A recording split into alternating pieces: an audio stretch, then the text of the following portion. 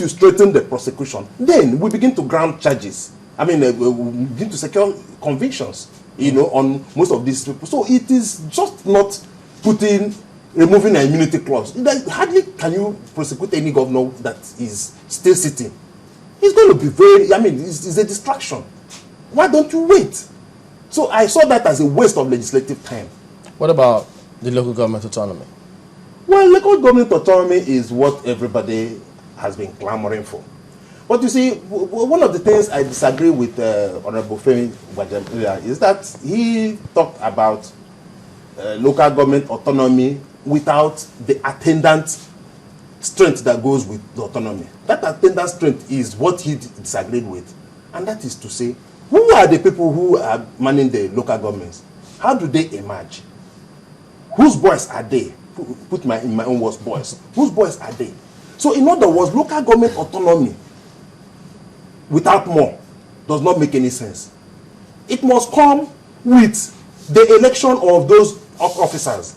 And that total package will be a situation where you empower INEC. I've been an advocate of INEC conducting local government elections. Doesn't that go against the principle of true federalism? Good, that's where I'm going to. The argument of the other side is that, no, why do you centralize election of local government, of local government officials? They are unbiased umpires.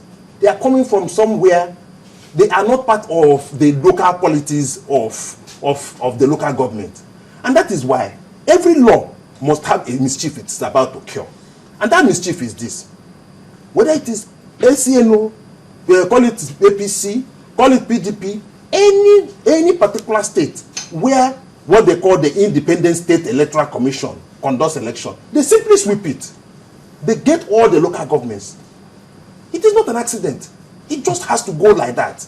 So and one thing about this is that, some group of people may call themselves progressives, and probably without knowing what progressives mean. But the point is this. In Lagos State, in Edo, wherever, in short, you can see some accident that can happen where one or two local governments can go to the opposition. But the rest, they sweep. In other words, political parties rig election. Political parties rigging and political parties is like police and checkpoints. But you're also a politician. Sometimes it might also not be entirely true, because we've seen a scenario where a governor of a particular political party won an election, and the entire assembly were in the opposition. On their own, by themselves, one after the other, they all moved to the other party. So perhaps people look to the man at the top and say, this is how we should go. Thank you so much, Sulai. You have just described what politicians do. A governor wins election. The other people are members of the other party.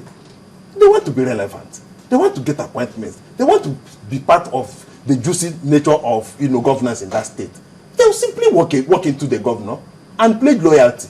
And they will get appointments, they will get contracts, they get whatever they require. As against the political parties that they... It is different from what we are talking about. We are talking about a sitting governor conducts election. Every local government in his domain comes to his party. Why? Of course, you know the answer. So why we won't go that way is that it is not centralizing or making federalism, making the country unitary, which of course was his use of word. He said it was getting too unitary. There are too many things to remove from the exclusive list. Exclusive list has 68 items on it. 68.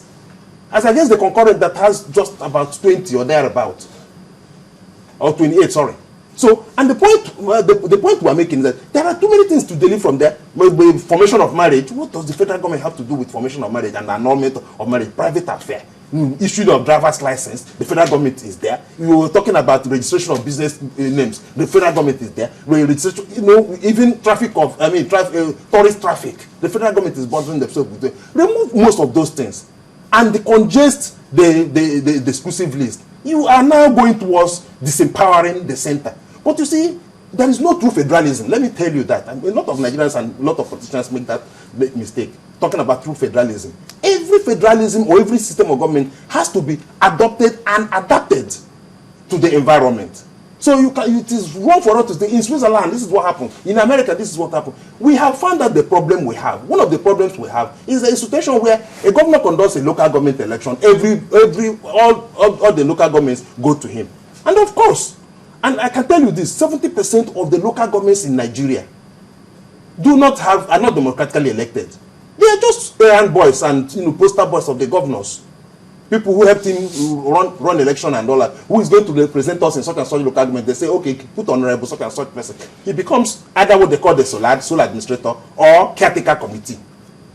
Meanwhile, the federal government is funding, and again I disagree with Honorable Femi Gbajamila in the sense that he says that the local governments were given back by the states. That's not true. They were given back by the federal government. That is why they are in the constitution. It is, you see, I'm an advocate of scrap the local governments.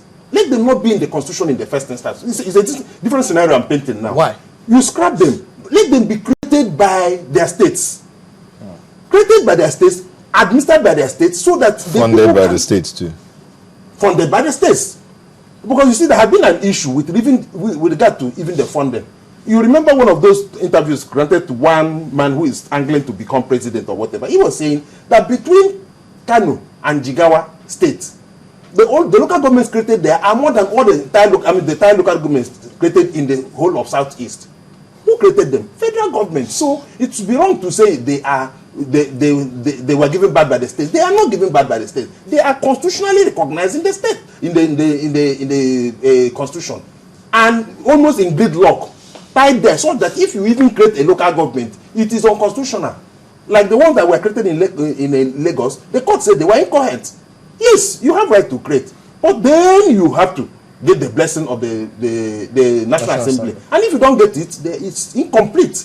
So to that extent, Obasanjo refused to disburse money to those local government because they were unconstitutional. That was the issue then. So in other words, there are two scenarios. One is don't have the local governments in the constitution in the first instance. Allow them be created by the states. Then we can comfortably say they were given back by the states and be funded by them and run by them. Good. We hands off there. But to the extent that they are still in the constitution, they are part of the federating units. That's the argument. They are part because they are properly recognized by the and funded by the local by the federal government as guaranteed in the constitution. So that is the issue.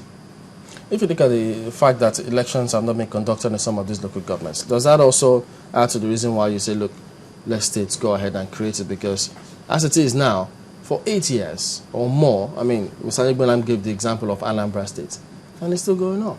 Yeah, sure, that's part of it. Do you know what, I mean, is there any case, when people talk about autonomy of local government, they are talking about fiscal autonomy. Pay them their money directly. Yes, we agree. It will also make them be accountable. But then, part of what I'm also saying that, if you pay this man his money directly, who is he? How did he come to that place?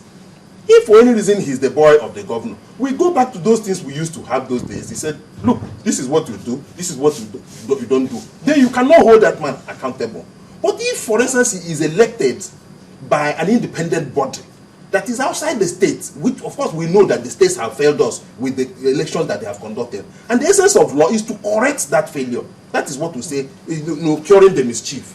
So, in other words, we must adapt it to our own scenario. The own scenario and circumstances are that the governors will not allow the local governments function on their own. Don't we have to deal with who appoints the chairman of the Electoral Commission? Because parties will always at the central level. No, let's start from the central level. I mean the state level. The state level is that I am governor, and I call you Chamberlain. You are going to be the chairman of my state electoral commission. Of course, you agree. That is enough for anybody to know where your loyalty lies. And that your mandate is to deliver those local governments to me. Otherwise, I couldn't have appointed you. But if for any reason a Jega is conducting an election in one Obobra local government, what is his own is count the votes and whoever wins will win. And that's it.